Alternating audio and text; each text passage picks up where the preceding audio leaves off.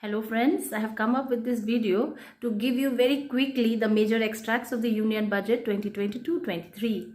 Many of you really don't have time to watch the entire budget which was presented on the first day of February 2022 by our Honorable Finance Minister Srimati Nirmala Sitharaman. So I am holding my mobile in my hand and very quickly I am going to give you the major highlights of this budget. So the minister expressed her concern about the bad state of health and economic activities due to the pandemic. However, she mentioned that India has reached a growth of 9.2%, which is quite impressive if you compare the many large economies. Now coming to the main focus of this budget, the budget has got twin objective. The first one is inclusive development and the second one that it is futuristic. So these are the two features of this budget. Why it is futuristic? Because we all are commemorating the 75 years of independence and we are going to reach the 100 years. So we have 25 years which is called to be the Amrit Kal. So within this Amrit Kal we have a lot of goals to be attained and this budget is considered to facilitate the attainment of these goals. Now, and why it is inclusive? Because this budget has given more focus on women, to the farmer, to the scheduled caste, to the scheduled tribes, and of course to the youth. Now let's see what are the major things which has come out of the budget. The first thing that I can see is that this budget is giving due emphasis to infrastructure development. So friends, you know that in the last year, the Prime Minister has introduced a scheme known as PM Gati Shakti. So this budget has started with giving due emphasis to the PM Gati Shakti, and Minister has straightway mentioned that this Gati Shakti will spread over the 7 engines. That is the road, railways, airport, ports, mass transportation, waterways and logistic development or logistic infrastructure. And one good thing about the budget is that our national highways are going to be expanded for around 25,000 kilometers and for which a sum of rupees 20,000 crore is earmarked. So a good thing, our country is going to have strong infrastructure mainly in terms of the means of communication. And there is also a scheme called Parvat Mala. So there is a scheme which will try to have or develop ropeways in the hilly areas. And regarding the agricultural sector, there is a plan to connect the agriculture with high tech and digitization. So the Kisan role will be introduced. And what this Kisan drone is going to do, it is going to help the farmers and the sector in crop assessment as well as land record documentation, spread of insecticides and other nutrients. Regarding the agricultural startup, this budget has proposed co-investment. So public-private, they will join hands and invest and finance the agricultural startups.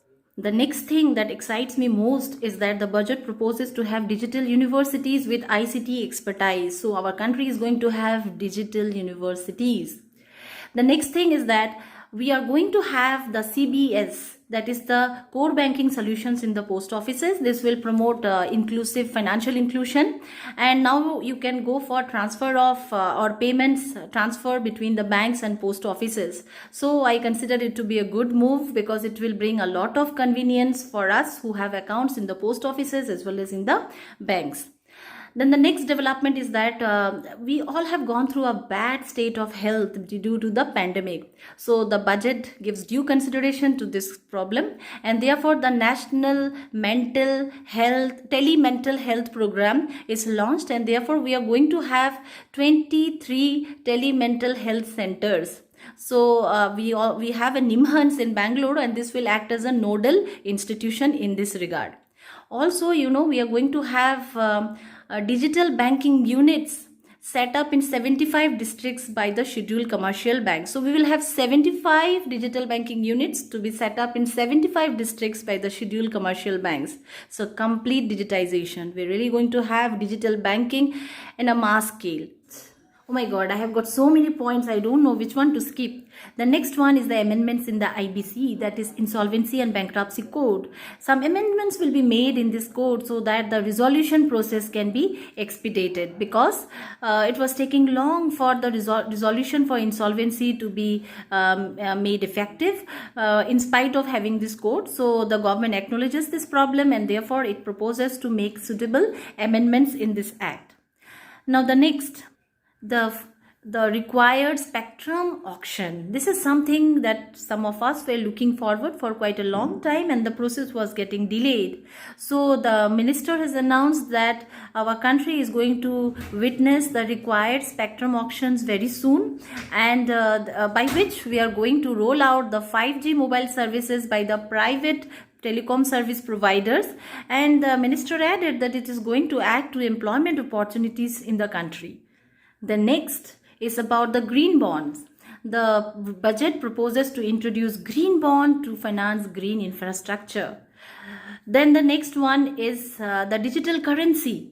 So very soon we are going to have the digital rupee. I don't know about the fate of cryptocurrency, how the government is going to take a stand, but yes, digital currency is going to be introduced, maybe in the form of, and yes, I'm sure it will be in the form of digital rupee as announced by the government. And those who are trying to travel abroad or who are planning to travel abroad, you don't have to face the hassle of passports. The budget proposes to issue electronic passports, so it will facilitate the persons or people who have a plan or who want to travel overseas. Public investments. Yes, public investment is to take the lead over the private investments. So the government wants the public investments to finance the major projects and infrastructure, and private investments would also be there, but public investments should take a lead when it comes to financing. Now, whenever it is a budget, what catches the eyes of the common man is the income tax. Let us come to the taxation part as it is presented at the part B of our deliberation or presentation of budget. So let's see about the taxation. So no need to get excited when it comes to direct taxes. There is no change in the income tax slab. But if you have done some omission or mistakes in filing of your income tax, which I generally remain concerned about, that the taxes are filed correctly and in time. So if you have done some omission unconsciously or wrong filing, do not worry. This budget has a provision that you can go for an revised filing with the updated filing without being adjudicated, which was the case earlier.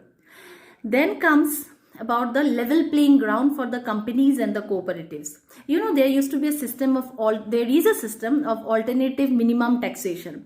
So the companies used to pay the alternative minimum tax at the rate of 15%, but the cooperative is to pay a higher rate, 18% around. But now the budget proposes to bring both the entities at a level playing ground, and there is a proposal to bring it down to 15% for both. Now, for the government employees, there is a announcement. So we have central government employees and the state government employees, and we have the national pension scheme, new pension scheme. So under the NPS, there is the employer's contribution, and on employer's contribution, there is some tax deduction that we are entitled. Now, if it is a central government employee, a tax deduction rate of 14%, and if it is a state government employee, the tax deduction limit is 12%. So now the budget proposes to bring it to the equal level, that is 14%.